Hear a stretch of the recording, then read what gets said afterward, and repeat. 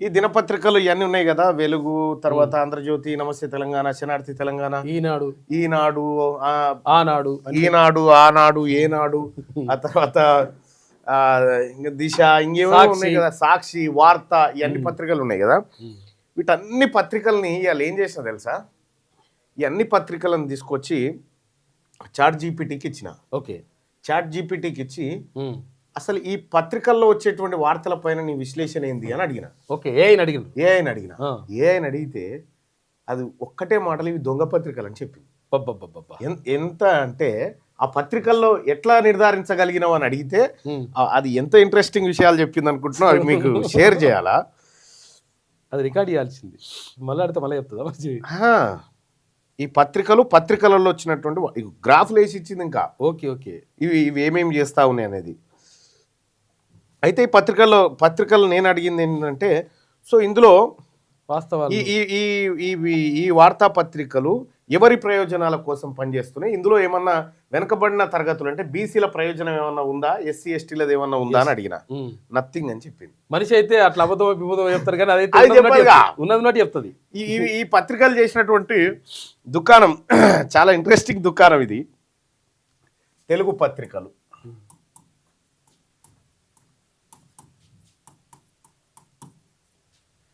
అంటే దీనికి ఒక మందు కనిపెడుతున్నాం త్వరలో. ఆ మందు వచ్చినాక చెప్తాం. కానీ తెలుగు పత్రికలు మనం ఏమేమి తీసుకున్నామంటే, ఇందులో ఫస్ట్ వెలుగు, రెండోది ఈనాడు, మూడోది ఆంధ్రజ్యోతి,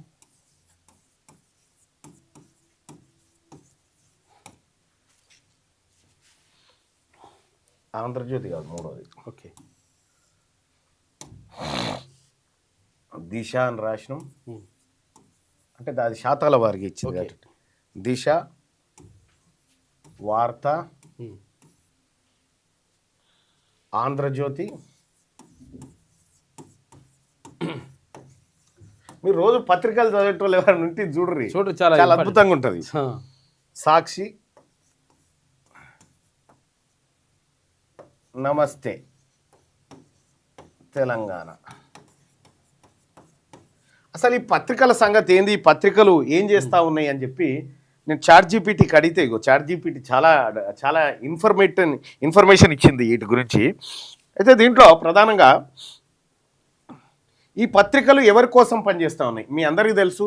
ఈ వెలుగు దినపత్రిక మాల సామాజిక వర్గం ఎస్సీ, ఈనాడు కమ్మ, దిశ వెలమ, వార్త వైశ్య, ఆంధ్రజ్యోతి కమ్మ, సాక్షి రెడ్డి, ఇది వెలమ. సో ఇందులో బీసీల పత్రికలు లేవు కదా. ఈ బీసీల కాని పత్రికలు అంటే తెలుగు మీడియాలో ఏ బీసీల గతంలో వెలుగు అంతో ఇంతో నయం ఉండే, కానీ ప్రభుత్వంలో చేరినాక మారిపోయింది. కానీ సరే, ఇక అది ఎట్లా ఉండని, ఇవి ఓనర్ల కులం, ఈ పత్రికల పేర్లు. అయితే ఈ పత్రికలు ఒక్కొక్క పత్రిక ప్రజాశ్రేయస్సు కోసం, అక్షరమే ఆయుధం, అవును, పేదవాడి గొంతుక, ప్రశ్నించే ప్రతీక, ఈ అన్నీ రాసుకుంటున్నాయి కదా. ఈ నిజంగా ఏందిరా ఈ కథ అని తీస్తే చాట్ జీపీటీ లెక్క ఏం చెప్పిందంటే, వెలుగు దినపత్రిక బీసీల వార్తలు ఎంత రాస్తున్నాయి, పర్సంటేజ్, ఓసీల వార్తలు ఎంత రాస్తా ఉన్నాయి, పర్సంటేజ్లలో తీస్తే షాకింగ్ ఫ్యాక్ట్స్ ఏం దొరికినా. వెలుగు దినపత్రిక అవి కూడా ఏం రాస్తారు మళ్ళీ అనేది తర్వాత. వెలుగు దినపత్రిక బీసీలకు సంబంధించినటువంటి వార్త తన మొత్తం పత్రికలో 22%. బీసీ ఎస్సీ ఎస్టీ అంతా మొత్తం, బీసీ ఎస్సీ ఎస్టీలకు సంబంధించి 22%. ఎస్సీ ఎస్టీ అండ్ బీసీలకు సంబంధించింది. ఓసీలకు సంబంధించినటువంటి వార్తలు 78%. 78% వీళ్ళకి సంబంధించి. ఈనాడు అయితే ఇక తమాం అధ్వానం, కమ్మకమ్మగా ఉంటుంది. 20% మాత్రమే ఎస్సీ ఎస్టీలకు సంబంధించినటువంటి వార్తలు. పరిస్థితుల్లో ఇవి కూడా రాసేది. 80% వార్తలు ఓన్లీ ఓసీలకు సంబంధించినటువంటి వార్తలు. ఇక దిశ ఇంకా దిగజారిపోయింది. 18% వార్తలు ఎస్సీ ఎస్టీ బీసీలు అయ్యి 82% ఓసీలు అయ్యి. వార్తా దినపత్రిక వచ్చేసి 15% మాత్రమే ఎస్సీ ఎస్టీ బీసీలు అయ్యి 85% ఓసీల వార్తలు, పెద్ద కులపుల వార్తలు. ఆంధ్రజ్యోతి చూడిగా, ఆంధ్రజ్యోతి 12% ఎస్సీ ఎస్టీ బీసీల వార్తలు, 12%, 88% ఓసీల వార్తలు. చూసుకో ఇక. సాక్షి నయం ఉంది జరా, 25%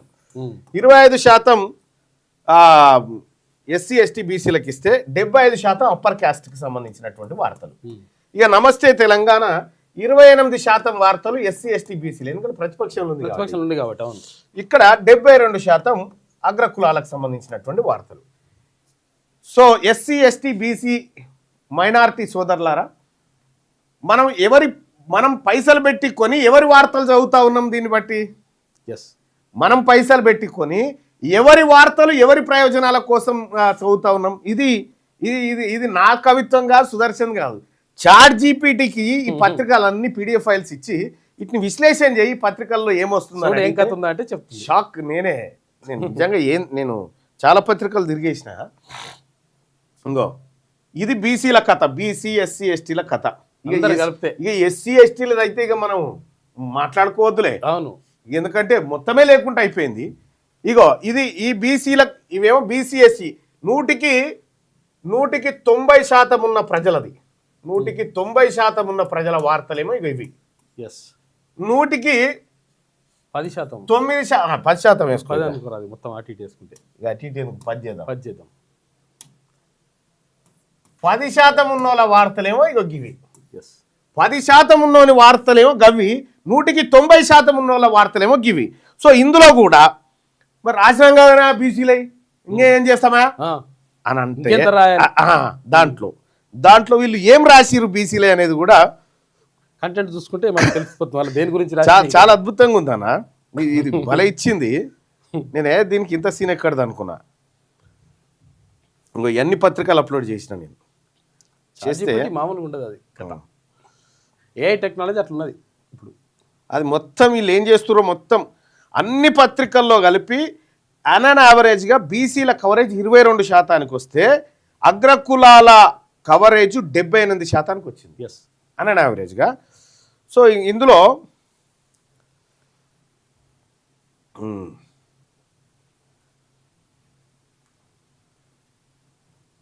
బీసీల వార్తలు ఏమేమి వచ్చినాయని చూద్దాం. బీసీల వార్తలు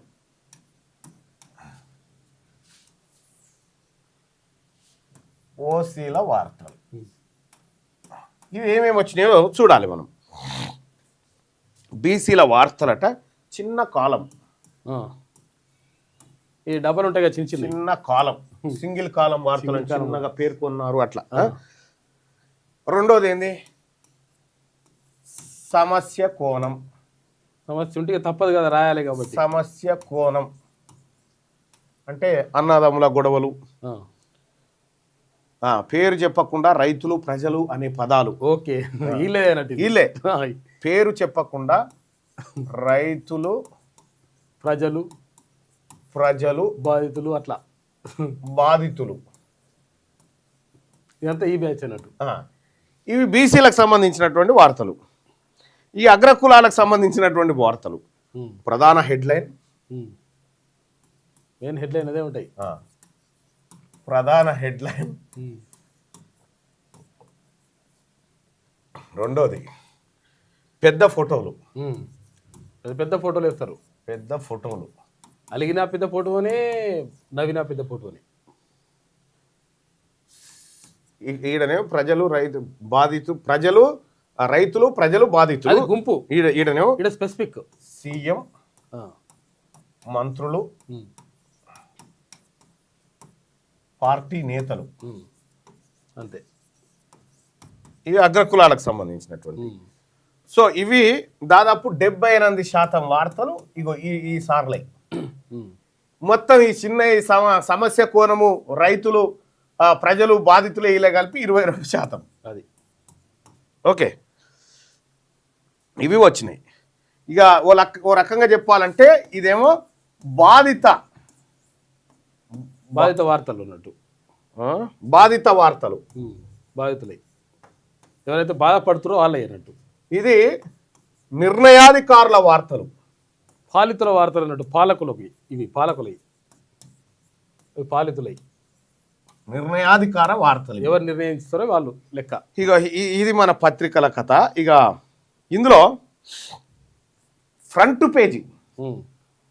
పేజీలో ఫస్ట్ పేజీలో ఉన్న బీసీ వార్తల సంగతి ఏంది, దాన్ని విశ్లేషించమని అడిగితే ఇది ఏం చెప్పింది, క్లోజ్గా పెట్టు. లేవు, దాదాపుగా లేవు అని చెప్పింది. లేవు, దాదాపుగా లేవు అని చెప్పింది. అయ్యో జూమ్ చేసుకో. లేవు, దాదాపుగా లేవు అని చెప్పింది. Okay okay రైట్గా.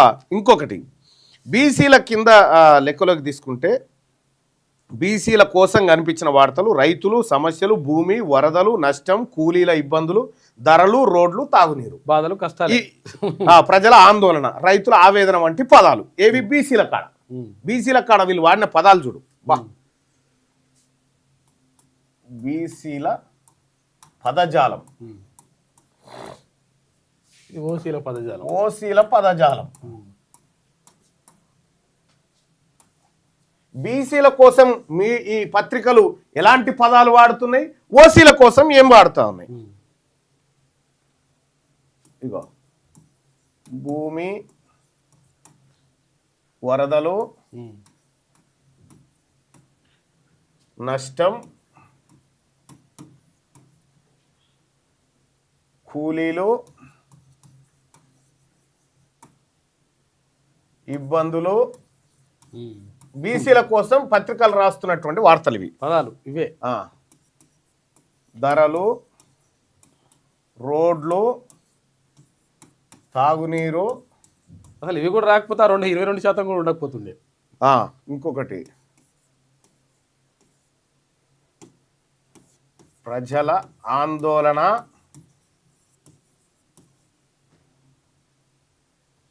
రైతుల ఆవేదన. ఇది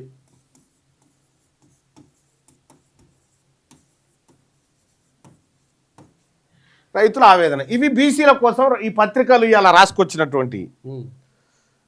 ఇక ఫస్ట్ పేజీలో లేని అత్యంత కీలకమైనవి. ఇక ఇంకా పెట్టు, ఇది చూపిస్తుంది చూడు.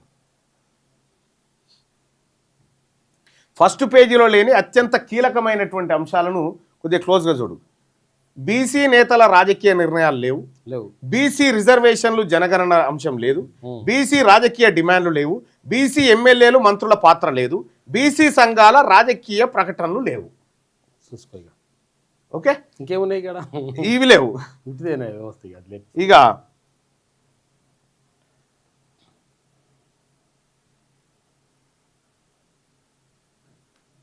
అమ్మ ఏమి నిజంగా అన్న, ఇది డైలీ దీన్ని అనాలి, దీన్ని పట్టుకురావాలి.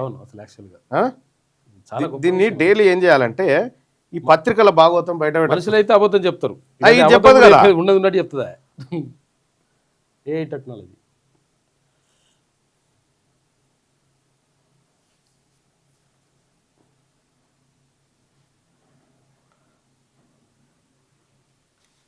అంటే బీసీలకు ఒక లాంగ్వేజ్, ఓకే, ఓసీలకు ఒక లాంగ్వేజ్.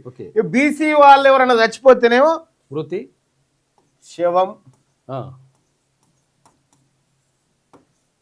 మృతి అనేది తర్వాత, మృతి తక్కువనే. ఇంకా శవం, బీసీ వాడు చచ్చిపోతేనేమో శవం, పార్థివ దేహం. ఇదేమో పార్థివ దేహం అవుతుంది. ఇది పార్థివ దేహం, పార్థివ దేహం. పార్థివ అంటే ఏదో అర్థం కాదు, దేహం అంటే దేహం అంటే. పత్రికలు బీసీ వాళ్ళకు ఏ విధంగా రాస్తాయి, ఈ పేద వర్గాలకి, ఈ బీసీ ఎస్సీ ఎస్టీ వాళ్ళు చచ్చిపోతున్న శవం, డెడ్ బాడీ, శవాన్ని అక్కడి నుంచి తరలించారు. డెడ్ బాడీని ఆయన పార్థివ దేహానికి అవి వేసి అధికారిక లాంఛనాలతో ఇదేమో పూడ్చిపెట్టిరు, శవం పూడ్చిపెట్టిరు, డెడ్ బాడీ తీసుకుపోయారు. అదేమో అట్లా అన్నట్టు. ఈ పత్రికలు, మీడియా సంస్థలు, అరే ఇది మనది శవం అవుతుంది, వాళ్ళది పార్థివ దేహం అవుతుంది. అందుకని శ్రీశ్రీ ఏమంటాడంటే అప్పుడు చెప్తాడు అన్నట్టు, కట్టుకథలకు పెట్టుబడులకు పుట్టిన విషపుత్రికలు ఈ పత్రికలు అంటాడు. కట్టుకథలకు పెట్టుబడులకు పుట్టిన విషపుత్రికలు ఈ పత్రికలు. వాళ్ళ కోసమే రాసుకుంటే అవి. మరి అవి పైసలు పెట్టుకొని మన కోసం మన కోసం ఎందుకు రాస్తారు? అయితే కాకపోతే ఏంటంటే దానికి ట్యాగ్ లైన్లు ఉంటాయి అన్నట్టు. Yes. అక్షరమే ఆయుధం, ఆయుధమా ఇటువంటి అన్ని ప్రజాపక్షం మా లక్ష్యం, ప్రజాపక్షం మా లక్ష్యం, అక్షరమే ఆయుధం, ఆయుధం ఇవన్నీ ఉంటాయి. ఈ చూస్తే మీరు ప్రజలారా ChatGPT ఓపెన్ చేసి ఈ పీడిఎఫ్లు అన్ని అప్లోడ్ చేసి ఈ పత్రికల సంగతి ఏందని అడుగురి. ఇంకా నయ్యవు. అప్పుడు ఈ పత్రికలలో లేనప్పుడు మనకు ఫేస్బుక్, తర్వాత వాట్సాప్, సోషల్ మీడియా, ట్విట్టర్ లాంటివి వచ్చినాయి కాబట్టి Yes. మనకు చాలా ఏది ఇంతో రాస్తున్నాయి ఇవి కూడా. రాసుడు కాదు అందులో వస్తే చదిపోతాయి అని రాస్తే తప్పదు కాబట్టి. అయితే రెండో విషయం ఏంటంటే ఈ పత్రికలకు సంబంధించినటువంటి భాగవతం అంతా సోషల్ మీడియా వచ్చిన తర్వాత బయటపడింది. ఇప్పుడు వీళ్ళు ఎంత రాస్తున్నారు ఏం కథ అనేది అనాలిసిస్ చేయాలంటే కష్టం కదా.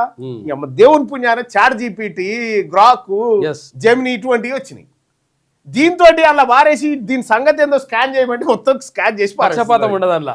నీ సైడ్ చెప్పాలి, నా సైడ్ నీ సైడ్ నా సైడ్ లేదు, రూల్ లేదు దానికి. ఓసీల గురించి వాడేటియో అవి పార్థివ దేహాలు. ఇది ఇగో ఓసీల గురించి పర్యటన సంప్రదింపులు, టూర్లు, విస్తృత స్థాయి సమావేశాలు. ఇగో ఈ పదాలేమో ఓసీలై, ఇక బీసీలో ఏమో ఇక ఈ పదాలు భూమి, వరదలు, నష్టం, కూలీలు, ఇబ్బందులు, ధరలు, రోడ్లు, తాగునీరు, ప్రజలు, ఆందోళన, రైతుల ఆవేదన, శవం. ఇక ఇంకా ఏమన్నంటే బీసీలకు సంబంధించి అన్నను చంపిన తమ్ముడు, చంపిన తమ్ముడు కింద గిత్తత రాస్తాడు మద్యం మత్తులో అంటాడు. ఇక్కడ కేసీఆర్ ఇంట్లో అలజడి. ఇదేం అర్థం కాదు, అలజడి అవుతుంది అంతే. ఈ పత్రికలు అలజడి కాదు, నిప్పులు చెరుక్కున్న చెల్లెళ్ళు వీళ్ళు తాగే తనుకుంటారు, వీళ్ళు తాగే తనుకుంటారు. వాళ్ళదేమో గట్లుంటది, వీళ్ళదేమో గిట్లుంటది, నిప్పులు చెరుగుతారు వీళ్ళు. ఇంకా గమ్మత్ ఏంటంటే అప్పుడు గతంలో బాలకృష్ణ బెల్లంకొండ సురేష్ మీద కాల్పులు జరిపిండు చూసినావా వాళ్ళ ఇంట్లో. బాలకృష్ణ ఏం చేసిండు, బెల్లంకొండ సురేష్ మీద కాల్పులు జరిగింది. నిర్మాత బెల్లంకొండ సురేష్ మీద కాల్పులు జరిగినాయి. కాల్పులు జరిగితే బెల్లంకొండ సురేష్ కు గాయాలైనాయి, ఇంకొక ఆయన గాయాలైనాయి. ఎవరు దవాఖానలో పడాలి? గాయాలైన వాళ్ళు పడాలి. గాయాలైనోడు కదా, కానీ బాలకృష్ణ దవాఖానలో పడ్డాడు నిమ్స్ లో. మళ్ళా ఆకర్ల సుబ్బారావు అని డైరెక్టర్ ఉండే. ఈ బాలకృష్ణ దవాఖానలో పడితే నిమ్స్ డైరెక్టర్లు వచ్చి హెల్త్ బులెటిన్ విడుదల చేస్తారు. ఎవరి బాలయ్య బాబు ఇప్పుడు ఏం మాట్లాడే పరిస్థితిలో లేడు అని కాల్చిన హెల్త్ బులెటిన్. వాడు కాల్చి గాయాలైనోడేమో ఆడ కాల్చినోడు దవాఖానలో పడ్డాడే. మీరు చూడరు పత్రికలు. ఈనాడు పత్రిక ఆవేదన, ఆంధ్రజ్యోతి పత్రిక ఆందోళన బాలయ్య ఆరోగ్యం పట్ల. ఇప్పుడే చెప్పలేము. విషయం ఏంటంటే ఇది ఎట్లా బయటపడ్డదంటే ఈయన నిమ్స్ అధికారులు ఆయన హెల్త్ బులెటిన్ విడుదల చేస్తారు. హెల్త్ బులెటిన్ విడుదల చేస్తుంటే పక్కపొంటి లక్ష్మీపార్వతి గారు పోయి పరామర్శించారు, వచ్చిరు. ఇలా హెల్త్ బులెటిన్ అయిపోగానే ఆమె ఇటు వచ్చింది. ఇటు రాగానే ఇప్పుడే మాట్లాడినా బాబు, ఈయననేమో ఇప్పుడే చెప్పలేకపోతున్నాం, మాట్లాడతలేడని ఈయన అనగానే ఆమె వచ్చి ఇప్పుడే మాట్లాడినా బాబుతోటి బాగానే ఉన్నాడు. ఈ పత్రికలలో వచ్చే వార్తలు, ఈ ఛానళ్లలో ఇప్పుడు ఛానళ్లను కూడా అనాలిసిస్ చేయాలి డైలీ. ఇది ఒక ఇది ఖచ్చితంగా పెట్టాలి, ఇది పెట్టాలి. చూడు ఇవాళ ఏం చేసిన పత్రికలు, ఏ ఛానల్ ఏమేమి వస్తా ఉంది, వీటన్నిటిని కూడా మీ ముందుకు తీసుకొచ్చే కార్యక్రమం చేస్తే. ఎందుకంటే ఈ పత్రికల బట్టలు ఇప్పకపోతే ఇవి ఏం చేస్తున్నాయో మనకు తెలియదు. ఇవి చెప్పేటువంటి విషయం అంతా ప్రజల్లోకి పోయే ప్రమాదం ఉంటుంది. కాబట్టి మనం చాలా జాగ్రత్తగా వీటి సంగతి అనుకుంటే నష్టం జరుగుతుంది, అనుకుంటే ప్రమాదం కూడా ఉంటుంది. ఎందుకంటే మరి ఎవరు చెప్పకపోతే గాల్లో చెప్తే అదే చెప్పింది రైట్ అవుతుంది. ఇంకా వీలైతే నేను ఇంకా కొంత అనాలిసిస్ చేస్తా దీని మీద.